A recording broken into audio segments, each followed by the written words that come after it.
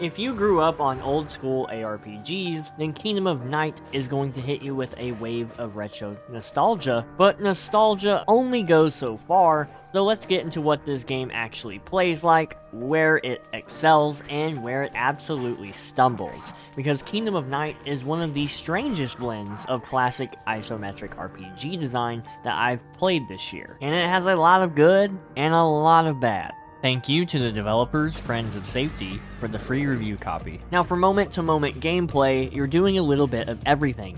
Investigating the town, saving citizens and classmates, chopping up demons, solving riddles, exploring hidden paths, and moving the main story forward. It's basically a limited open-world RPG, but in a retro 2D format that somehow feels cozy and chaotic at the same time. The biggest thing that surprised me is how class-driven the game is. When you start, you commit to either a melee archetype or a magic archetype, and that choice sticks for your entire run. You can respec your skill trees, but you can't change your archetype, and because each archetype splits into further specializations, this really does encourage multiple playthroughs because of how different they are. And I'm sure you're wondering, what's better, magic versus melee? So let's get this out of the way. Magic is just more fun.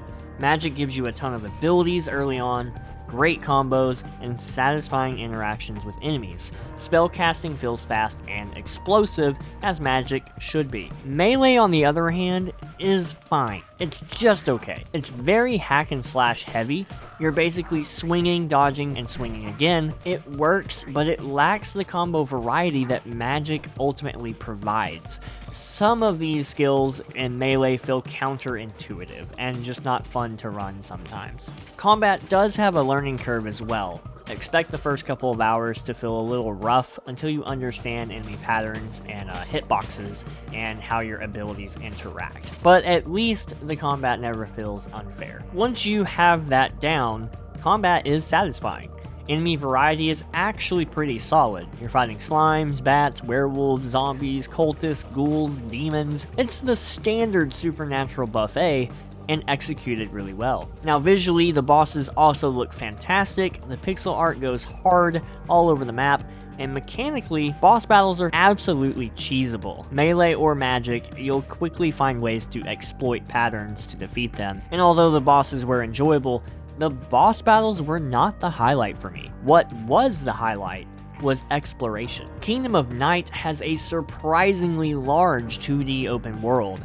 You can wander almost everywhere from the beginning. There are level 25 areas right next to level 12 areas and so on, so if you wander too far, you will get one shot by enemies, but the freedom that you have to do that is great. And I think the devs nailed making the small town of Miami, Arizona feel alive and packed with personality. There are side quests everywhere, random secrets, hidden passages, loot stashed behind certain walls, or like little cubbies, citizens to save, dungeons that unexpectedly sprawl into huge cave systems or sewer systems.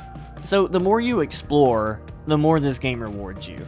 Movement speed boosts, loot drops, attribute checks for dialogue and locked off areas, all of it makes the world feel reactive. Another surprise for me is that the loot is abundant. Like, not Diablo levels of abundant, but weapons, amulets, accessories, gear with different affixes, all of those drop from enemies or can be found in different lootable chests or locations. And some of that loot is great, some of it is junk. Many items will sit in your bag until you figure out whether they're worth keeping.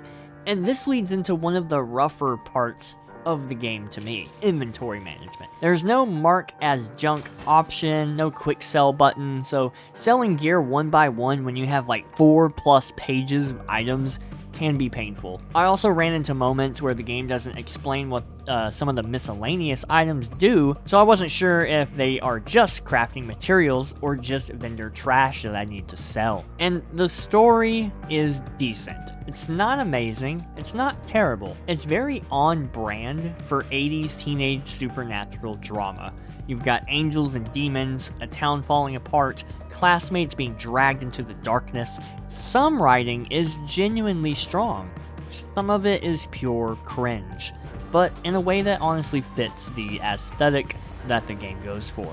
But the game does nail the tone of just a retro 80s coming-of-age weird horror supernatural story. It almost feels like a lost PS1 or SNES era project infused with modern ARPG systems. Now, enemy levels and difficulty is location-based, not level-scaled, and this is one of the best design decisions for me. You can walk into a high-level area early and get bodied in one hit, or you can come back later and absolutely obliterate everything. That progression curve feels fantastic. There are also difficulty options at the start of the game in easy, normal, or hard, and the challenge is fair, it's never cheap, and there's no sudden difficulty spikes because of this location-based leveling. Now, there were a lot of bugs and other problems. I ran into multiple soft locks when dodging or teleporting into cutscene triggers. Luckily, saves are extremely forgiving because you can manually save almost at any point in the game, and there's a backup autosave. I also encountered a bug a couple of times where my inventory stopped rendering, where I couldn't see it in the inventory or notebook until I restarted the entire game. My first playthrough as a melee warrior, with doing plenty of side content along with the story, took about 13 hours. If you blitz the main campaign, it's probably 8 to 10 hours. Replayability is good as well, because the archetypes genuinely alter your gameplay.